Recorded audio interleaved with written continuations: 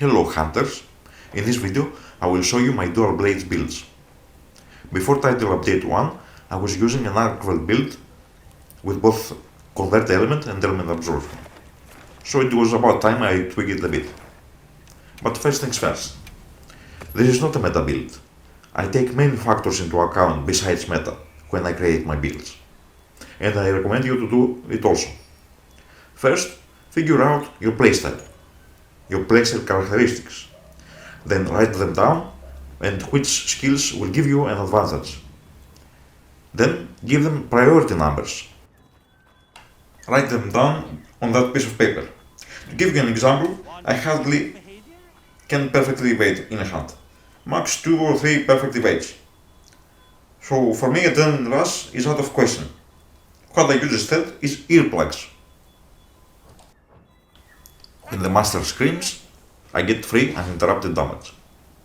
But let's check these builds out now. First is the dragon element build. I use an expert jewel to maximize critical chance.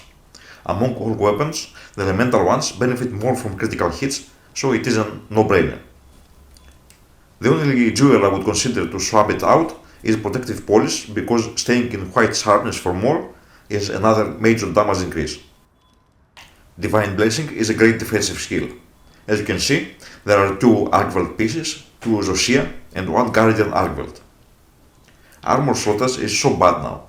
It was so hard to have convert element with max agitator and max weakness exploit. So I had to sacrifice something, and that would be agitator, because even if it is not maxed, it is still good, but that does not apply to weakness exploit, for example. The Guardian arc-weld gloves have 2 weakness exploit points and 3 one-slotters for the Divine Blessing skill, and it was very hard to replace. I could not actually. And the head pieces, you have 2 options for the best in slot: the Zosia one and the arc-weld one for slottage. You probably have noticed that I don't use many stamina skills, and the fact is that I never had any stamina issues so far. And about that 1 point of burst, I'll give you the link in the description for a video made by Dreaming Suntide to check it out. 1 point of burst is great. But why do I insist on having convert element? I could have maxed agitator without convert element, someone might say. Besides the fact that the armor slottage is trash, we don't have many armor pieces that have good skills along with the slottage. This will change in the future, of course. So, if I would put another piece, I would lose some points in another skill, or lose the armor bonus. So I felt I needed the skills I use, so instead let's do some testing for convert element. So let's make the target as hard as we can and add some wounds. No skills active. Bear in mind, I have 1 point of burst and critical element. Those will affect the numbers, but not as much. We want to see, in approximation, what is happening. On your screen you will see the numbers I get. My weapon has 480 element and 37% critical chance. As you can see, the hard monster already takes half damage compared to soft one. When testing, it is more realistic to have it on hard. I am constantly using the double slash attack performed by the triangle button on your controller.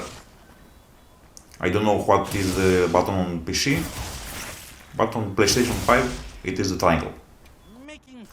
Okay, let's activate convert element while keeping the target hard but wounded. The point of double slash is to have the same motion values all the time. The only thing we want to change is the convert element skill. My elemental attack is now 660. The cap for this weapon is 700. If I remove burst, the 1 point of coalescence can bring me to the cap, but 1 point of coalescence doesn't give much element, so if you want, you can replace it with stamina skills if you like, if you feel uncomfortable. Or you can remove burst and add a point to make agitator 4. But these skills are for my compensation for the time I don't have convert element active. These are all variations that you can consider. If you can evade comfortably, you can remove earplugs for evade window or more stamina skills. It all depends on your playstyle. Now you see the numbers on your screen. 8% damage increase. Very good. Dragon element is powerful. Did I mention that the title update 1 brought enhancements on some charms? Currently I'm using convert element charm. You can pretty much use convert element with 0 to 1 piece of Argwelt armor now if you want. Mantles are insignificant compared to world, but since perfect evade is very powerful on door blades, you can use evasion mantle. It might sound occasional, but you can see the damage numbers, the attack numbers are very high on your screen, and it lasts for 24 seconds. Now, if we add up the evasion mantle, which lasts for 10 seconds, you will see the numbers on your screen. It is very powerful. If you can keep it up, why not use it? It doesn't seem to affect elemental damage, and if your focus is elemental, you can pick another mantle if that is what you want. But at the end of the video, I have a raw focused build, and the evasion mantle fits perfectly there. Now, moving on to the other elements, the armor is the same, so are the jewels and skills, so I will only show you one element. We don't use convert element now, but the same pattern is recognizable. Expert jewel on weapon, max weakness exploit, agitator 3, burst 1, and now we use the extra affinity from the Gorma Gala set and the antivirus combo. You see, a critical will deal 25% more damage. So if I have 37% critical chance, the actual damage increase from critical is not 25%, but more like 9%. If I get my critical chance at 67%, then the damage increase from criticals is more like 16%. They pretty much ruined all the critical skills compared to Iceborne, but what can we do? Me alone, I feel like I'm barking alone at the moon. So we wait until the hype dies down and people start questioning the devs. Anyway, we got a few more defensive skills like evade window, but the core of our defense is Divine Blessing. Don't neglect Divine Blessing. For the rest of the elemental arcane weapons, I wanted to keep my sanity intact, so I opted instead of 4 elements, I got them to 3. So the elemental values are lower at 456 instead of 480. Dragon element is kind of special due to the convert element. It can reach cap easily. For the rest of the elements, we will not reach cap with the current in-game skills, but now burst and coalescence are much more important, so you should consider them as slightly higher priority if you want to remove some of the skills. For example, you could remove earplugs for some more coalescence, but even as it is, this build reaches 500 plus elemental value for all elements. A honorable mention is a more raw-oriented build if you can perfectly evade.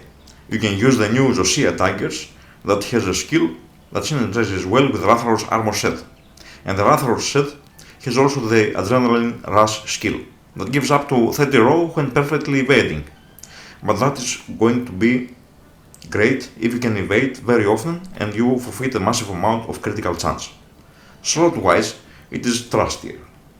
So this build is amazing, but only on the right hands. If you are able, then why not, give it a try. And that, folks, is the end of the video. I hope you learned something. So what do you think?